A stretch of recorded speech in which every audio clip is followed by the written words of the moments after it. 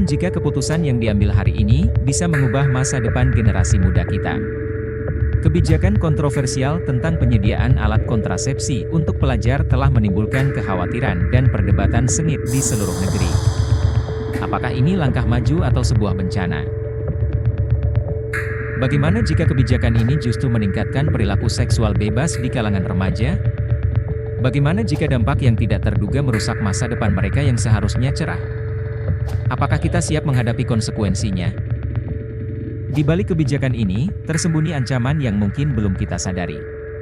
Saat kita mencoba melindungi, apakah sebenarnya kita tidak membahayakan?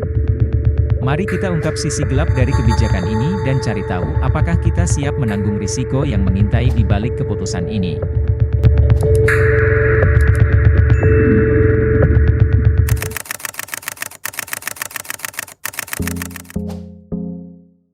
Baru-baru ini, pemerintah telah mengeluarkan peraturan PP Nomor 28 Tahun 2024 terkait pelaksanaan Undang-Undang Kesehatan 17 Tahun 2023 tentang aturan pengadaan alat kontrasepsi bagi anak siswa sekolah dan remaja. Hal ini tentu sudah memicu terjadinya polemik di masyarakat bahkan sejak PP tersebut diluncurkan. Lalu siapakah yang akan diuntungkan oleh kebijakan ini? Apakah masyarakat? Produsen? Ataukah jangan-jangan pemerintah dapat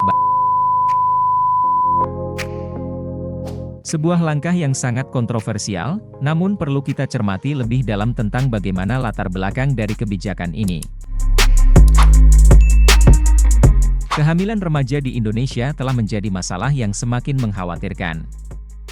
Menurut data BPS Badan Pusat Statistik, pada tahun 2022, terdapat sekitar 33,76% remaja perempuan dan pria berusia 19 hingga 21 tahun yang menikah di usia mudanya.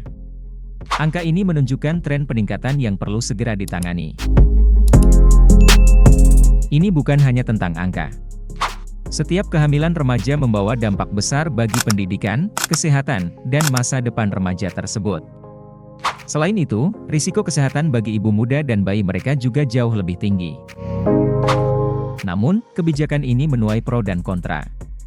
Beberapa pihak khawatir bahwa akses mudah ke alat kontrasepsi dapat mendorong perilaku seksual di kalangan remaja.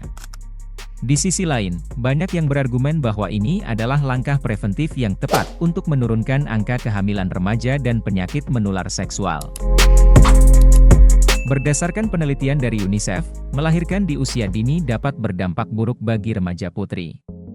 Secara global, sekitar 13% remaja putri dan perempuan muda di seluruh dunia melaporkan telah melahirkan sebelum usia 18 tahun pada tahun 2022. Meskipun ada kemajuan terkini di sebagian besar wilayah dalam upaya mengurangi beban persalinan dini, masih diperlukan kemajuan lebih besar di wilayah-wilayah yang memiliki beban tinggi.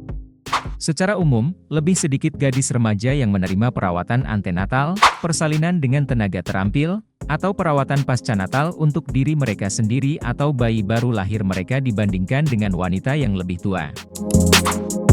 Jadi, apa yang harus kita lakukan? Apakah kita siap memberikan edukasi yang tepat dan mendukung kebijakan ini dengan bijak?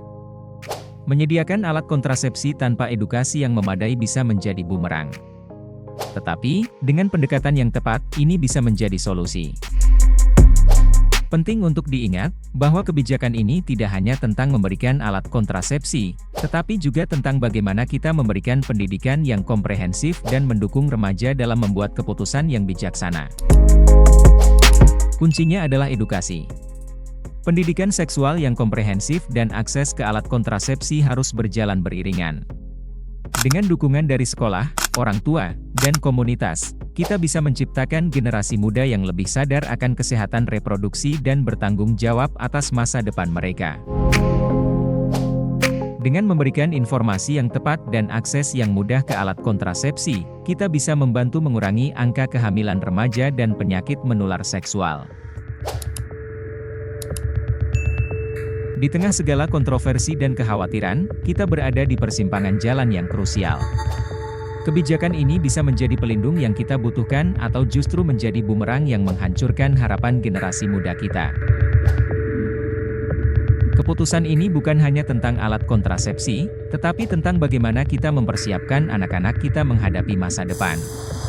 Apakah kita sudah siap memberikan edukasi yang tepat? Apakah kita mampu mendampingi mereka dalam mengambil keputusan yang bijak? Saat kita melangkah ke depan, mari kita ingat bahwa setiap keputusan membawa konsekuensi. Mari kita berkomitmen untuk tidak hanya melindungi, tetapi juga membimbing generasi muda kita dengan pengetahuan dan kebijaksanaan yang mereka butuhkan. Karena masa depan bangsa ini terletak di tangan generasi muda. Mari kita pastikan mereka memiliki alat, pengetahuan, dan dukungan yang mereka butuhkan untuk membangun masa depan yang lebih baik. Apakah kita siap menghadapi tantangan ini?